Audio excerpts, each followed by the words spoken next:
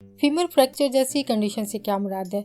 Femur इंसान के जिस्म में कौन सी हड्डी होती है और हड्डी के टूटने की सूरत में जो सर्जरी की जाती है वो कामयाब है या नहीं, जानिए इस वीडियो में। सबसे पहले बात करते हैं फीमर हड्डी जो है वो कहाँ पे वाक़या होती है। फीमर की हड्डी को रान की हड्डी कहा जाता है। फीमर को थाई बोन भी कहा जाता है और ये फीमर इंसान की हिप और घुटने के दरमियान का जो हिस्सा होता है इसको फीमर कहा जाता है या फिर थाई बोन कहा जाता है। या आम जुबान में या पंजाबी में इसको पट भी कहा जाता है। फीमर की हड्डी इंसान के जिस्म में सबसे बड़ी और सबसे मजबूत हड्डी होती है और जब ये टूट जाती है तो इसको ठीक होने में काफी लंबा टाइम लग सकता है। इसको हील होने में काफी वक्त लग सकता है। फीमर जैसी हड्डी टूटने की सूरत में इंसान अपने रोजमर्रा के किसी भी काम को अच्छे तरीके से नहीं कर पाता है। इंसान के रोजमर्रा रूटीन के काम करना काफी मुश्किल हो जाता है क्योंकि ये हड्डी इंसान के चलने फिरने के लिए इस्तेमाल होने वाली हड्डियों में से एक अहम हड्डी है। फीमर जैसी हड्डी के टूटने के बाद आमतौर पर ये इंसान की जिंदगी पर काफी बुरा असर डालती है।